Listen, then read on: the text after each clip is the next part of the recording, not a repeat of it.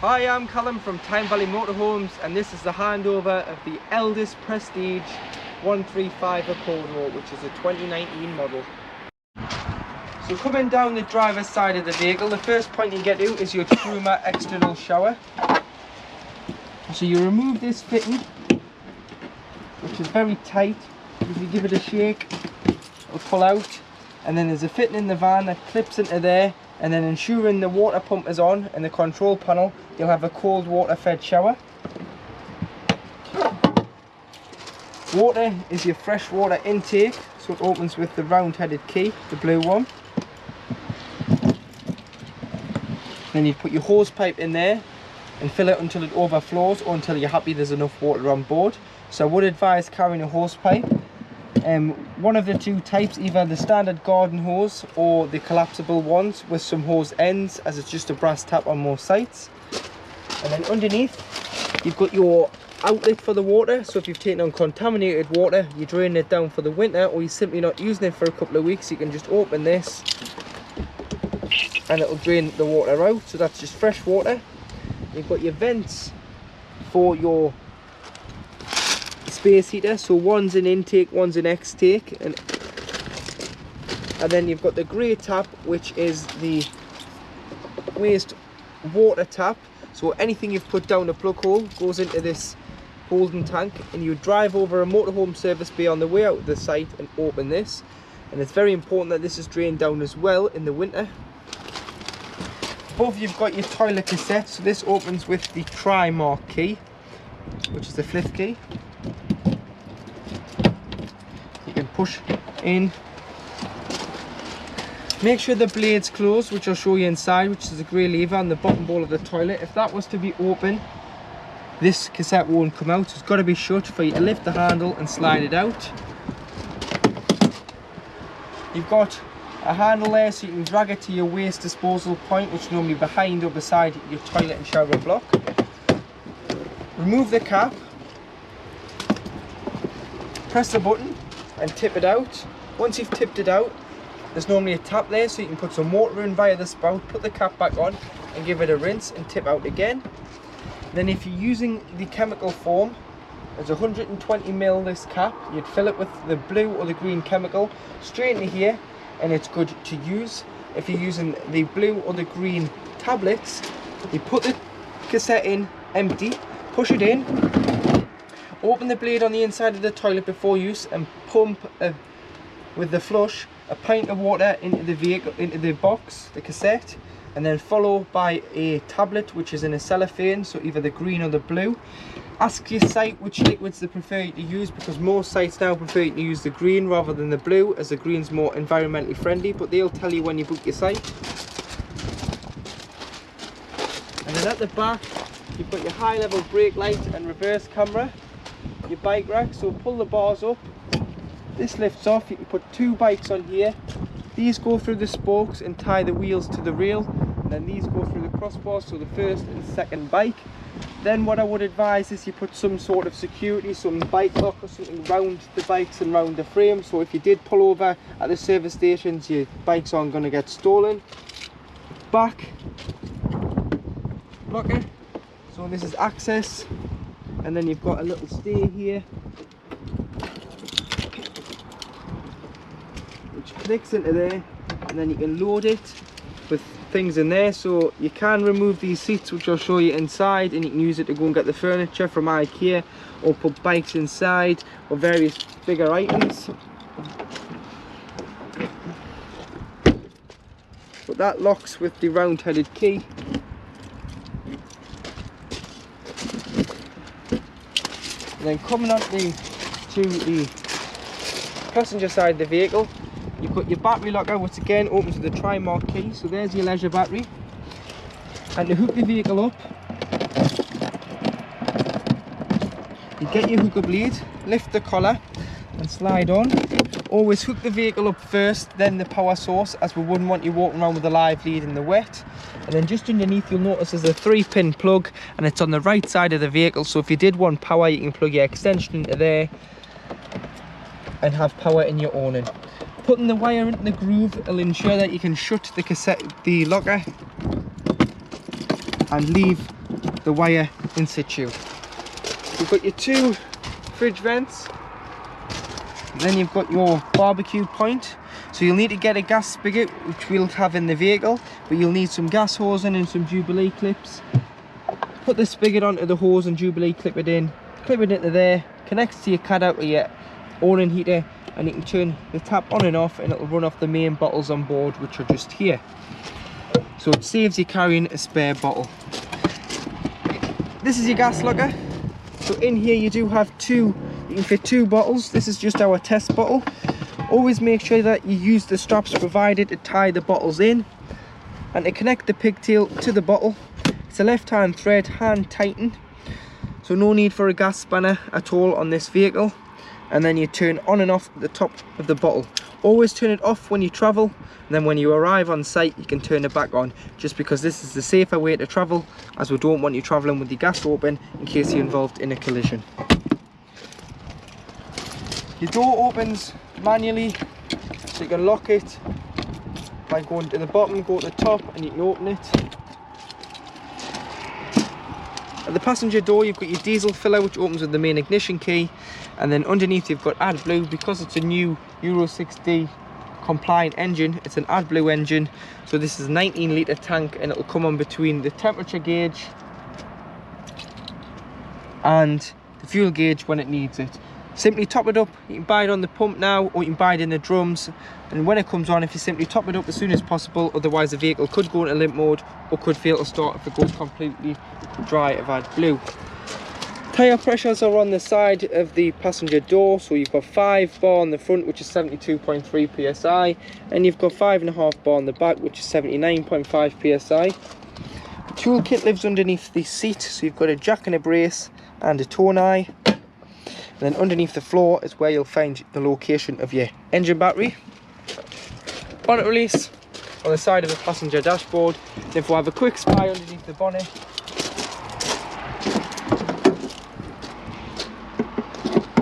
you've got all your fluids this side. So you've got your screen wash. This then lifts off and you've got your power steering fluid, which is the first one after the screen wash, your radiator coolant, and your brake fluid reservoir, your engine oil filler and dipstick. Paint codes here, so it's 210 for the blank or white, an earth if you wanted to give or receive a jump start, and then a positive, which is just this contact here, and then your weight plate. So now it's a motorhome, it's had a stage 2 conversion, so it's 3.3 ton gross vehicle weight, this vehicle. If you were wanting to put a tow bar on and tow, you can tow up to 5.3 ton, which gives you a train weight behind the motorhome of 2 ton, but you can't exceed 3.5 ton with the motorhome and whatever you're towing. Once inside the vehicle, this is your main 12 volt control panel.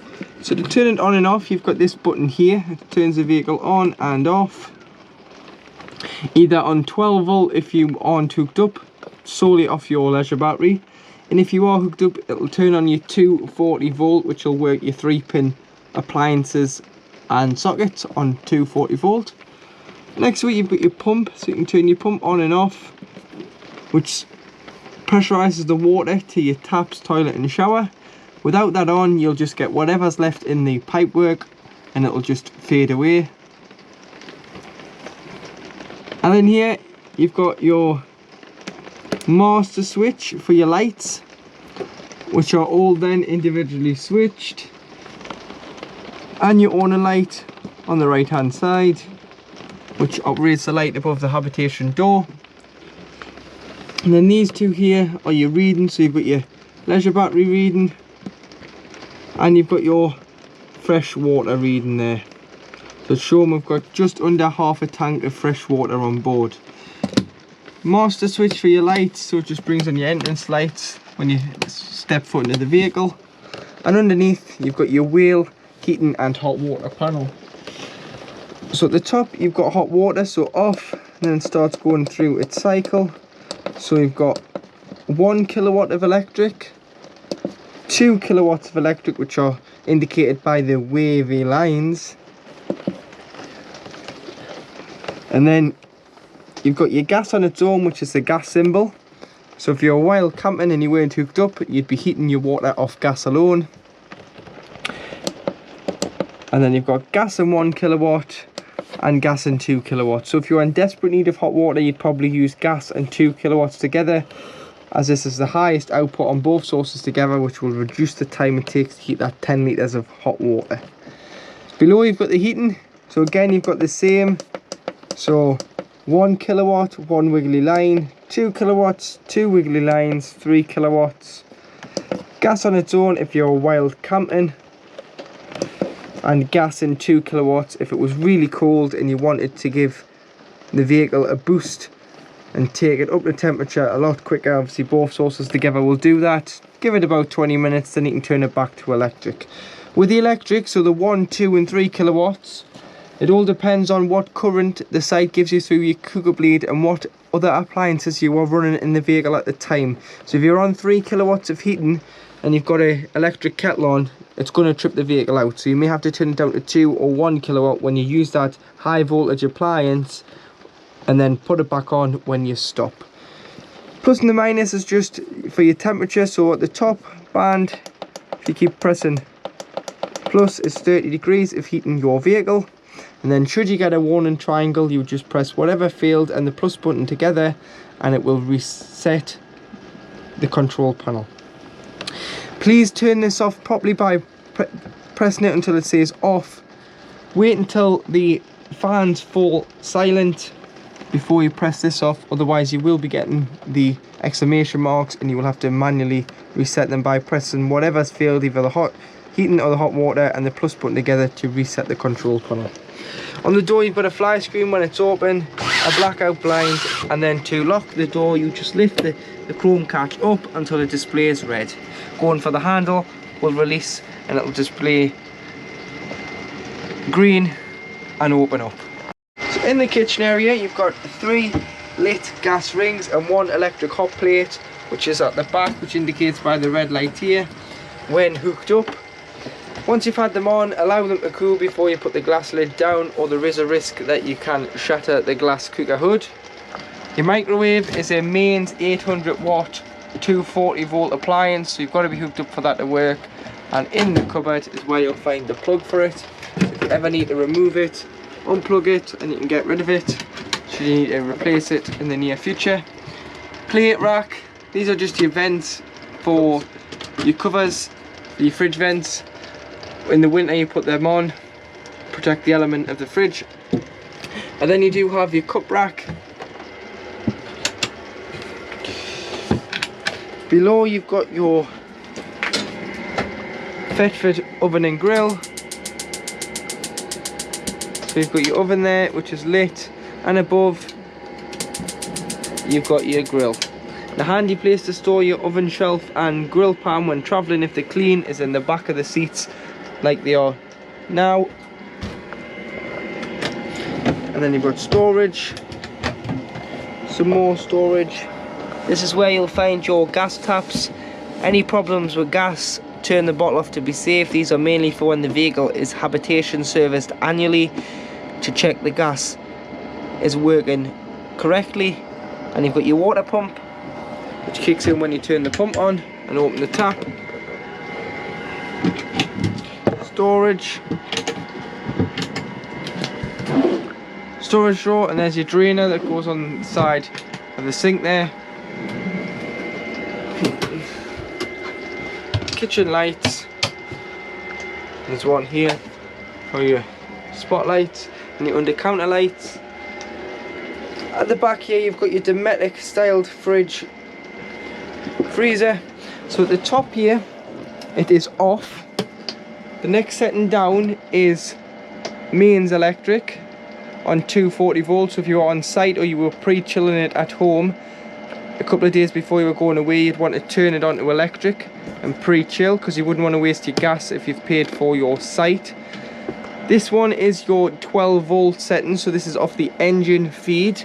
So once you've pre-chilled it at home and put your shopping in and allowed it to chill the night before, or you're travelling from site to site, if you put onto 12 volt, start the engine, it turns the fridge into a massive cool box and it'll just keep the temperature the same. And then finally at the bottom you've got gas. If you're wild camping and you didn't have 240 volt hookup, you would then press this in, push that in, and you'll see the orange band go into the green like it is there. Once it's gone into the green, you can let go of the temperature, adjust your temperature to what you want, and it is lit on gas.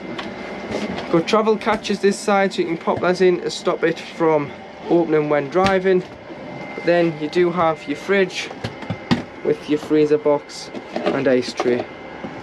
When you finish with it, if you clean it out, and then if you just allow the door to be kept open, and to simply do that is just to pull this back into that one, so that not into the first one which locks it. You pull it back into the far one. You can then get your fingers in between the rubber, and air will circulate in and out of the fridge freezer. Below you do have your trips. So you've got all your trips for your various items on mains electric, and then you've got your 12 volt fuses. So it would be a good idea to carry some spare blade fuses with you. They're all listed what they do, and if one does blow, you just pick it out, put a new one in. And then you've got a little toggle switch at the bottom, as this vehicle is fitted with tank heaters. So if it's going to potentially freeze overnight, just turn that on. It'll put a bit of heat through the water and stop the water from freezing underneath the floor of the vehicle, which the tanks are bolted to the chassis. In the wardrobe area is where you'll find your TV aerial. So if you're struggling to get a picture on your TV, if you loosen the nut off,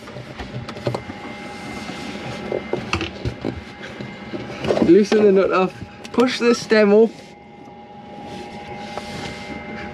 and then you can use the black toggle on the bottom to direct the aerial.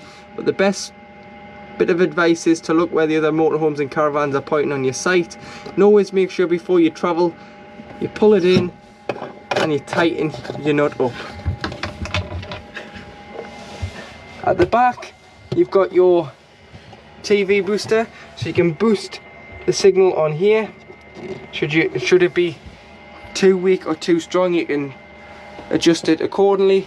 And then the flashing green light on the solar panel means that the leisure battery is fully charged, because the solar panel only charges the leisure battery on this model.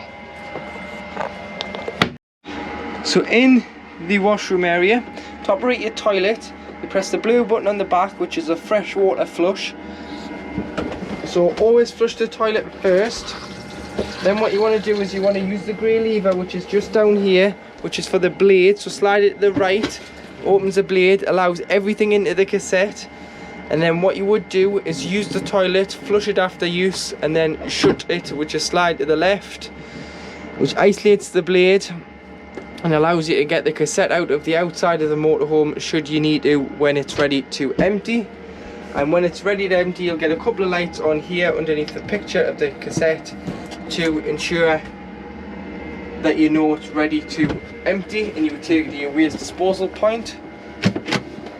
Got a toiletry cabinet, you've got a shower curtain which comes across the toilet when you're showering in the vehicle, and then this side you've got your shower head, which will always advise when winterizing you unscrew it from here, and then you allow the hose to lie in the shower tray with the mixer taps throughout the vehicle in the open position to stop any air building up and any water. Because if you look at the shower hose now, it's got a big loop in, so any water could potentially freeze in there.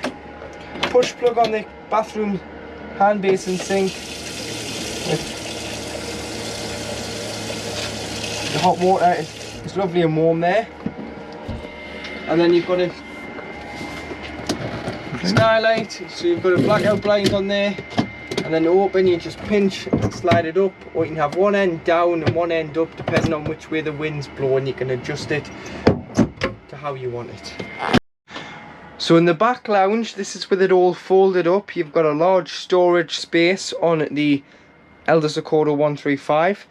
So what you do is you strap your seat backs up, and then to fold these down there is two catches on either side. So if you just lift it up slightly more than it should be, push the catch in and then drop it down, you can then use it as storage if you want to use the motorhome to put a bike in, or if you want to do the trip to IKEA in it, you can get your flat back furniture in there should you wish.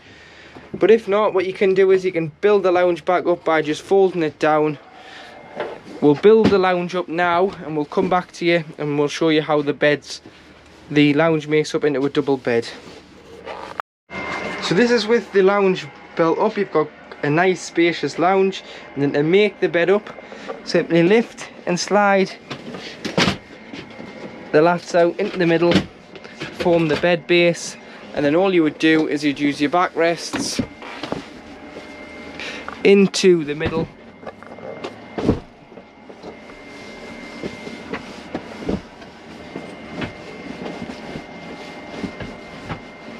Like so. It's a nice snug tight fit, and then I would also advise turning your base cushions the other way around as you get a far flatter surface to sleep on, that you can put a quilt on, fitted sheet, and it's far more comfy on an evening. All your little bezel lights are individually switched for the readers, so you've got 2 in each corner, and then you do have 2 3-pin sockets, a 12-volt and a TV aerial there to go with the TV bracket to mount your telly on, which will work off the aerial that's on the roof in the wardrobe. To release the cupboards, you push the buttons in and you've got storage all around the top half of the lounge. To make the third occasional bed, what you do is you pull the board out, which is just underneath the seat on the cupboard front, pop this big infill cushion on, spin the driver's seat, spin the seats, you just pull the levers back here and then the spin around. Adjust the driving position so you pull it in so as far back as it'll go, so it marries up nice, and there you have the third occasional bed should you need it. At the back of the van, underneath the lounge on the driver's side at the back, this is how you drain down your boiler. So on the Elddis, it's got a wheel underslung water heater. The water heater container holds 10 litres of water at any one time. In the winter, it's very important that you drain it off, because if it did freeze, it's not covered under warranty and it's your responsibility to drain it off. So to drain off, when the yellow toggle is across the vehicle, it's holding water, it's shut. It can hold 10 litres at any one time. When it's pointing to the front, all that 10 litres of water is draining directly out underneath the chassis. So pointing to the front, leave it open during the time you've got it stood up in the winter when you're not using it. Open all the taps throughout the vehicle, remove the shower head, open the fresh and the waste outside, and this will eliminate any water from freezing any plastic pipes or tanks. And then when you come to reuse it, shut everything. So shut the boiler, shut the fresh and the waste outside, shut all the taps, put your hose pipe in, fill it until it overflows or until you're happy there's enough water on board. Come in, put the pump on, go to the cold side of the tap first, you'll get automatic cold water. That'll be pressurized because it's pulling it from the main tank underneath the vehicle. Go to the hot side, and then what it's doing is it's transferring the water from the freshwater tank into here, and then it's pushing it through the tap. So it may take 3 or 4 minutes of coughing and spluttering, making all sorts of noise until you get a pressurized flow on one tap. Then you can do them all. You'll also notice you've got your gas isolation tap here for the water heater, but like I said, any problems with water, any problems with gas, turn the bottle off itself. You've also got a red reset button here, so if it did fail you can reset it from the boiler as well. And you've got the same for the water heater, which is underneath the travelling seat. When you pull it open, there's one down on the inside of the seat between the 2 ducts. But you can reset it from the panel or you can reset it from here. This is kind of like your last resort button. In the cab, you've got your handbrake to your right, and then on the door you've got your driver and passenger electric windows, and at the front you've got your mirror adjustment. So there's 2 mirrors you can adjust on both sides, so top and bottom, so you just adjust which mirror you want. The bottom one is the blind side, the blind spot styled mirror. Remus car blind, so if you pinch and slide, you can block the driver and passenger doors out. And then you've got the same on the cab, so pinch, slide these out, and then you put the clip in. So put that end into the passenger sided blind and then clip them together like so on a magnetic clip, and that is the windscreen blacked out on an evening. And you've got curtains as well, which are more of a thermal insulation than these paper blinds. Headlight adjustment and fog lights. Trip computer is on the end of the wiper stalk, which will go through this screen here and tell you your average and instant consumption, your range, your travelling times, your distance travelled, and to reset you would just press and hold. Steering wheel controls,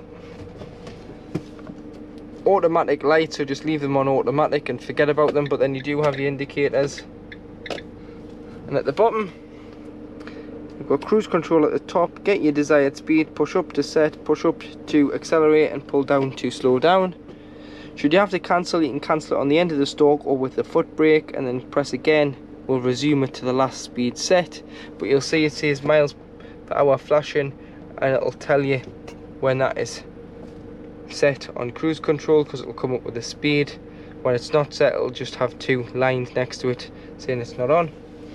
And then going to the bottom, you've got SLD connected, which is your speed limiter device. So push up slowly goes up in 1s, push and hold will go up in 5s, so you can limit yourself. So when you press the accelerator, it'll limit itself unless you push it right to the floor, which will override the speed limiter for a safety function.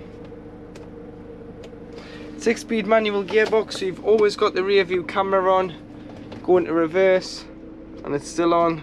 Go into 6th gear and it's on, so it's on no matter what gear you're in. Neutral, you can turn it off by here if it was annoying you, but just leave it on. ASR off is anti-slip relief, so if the vehicle was stuck on grass or sliding, you can turn it off and you can control the vehicle yourself without the ESP controlling it. Hazards, locks the cab doors, the padlock, heated mirrors, then you've got a USB and a 12 volt for charging purposes only. USB underneath for auxiliary input and 2 decent sized cup holders. Then on the left hand side outside ring you have your temperature, it's hot or cold, and then on the in you have the fan speed, must be on at least 1 or more for the aircon to work, which is this button here. And on the right hand side ring on the outside you've got your distribution, so face, feet or screen. And on the bottom you've got either bringing fresh air in or recirculating air within the motorhome. Then you can adjust all your vents to what you want. Radio, so you turn it on,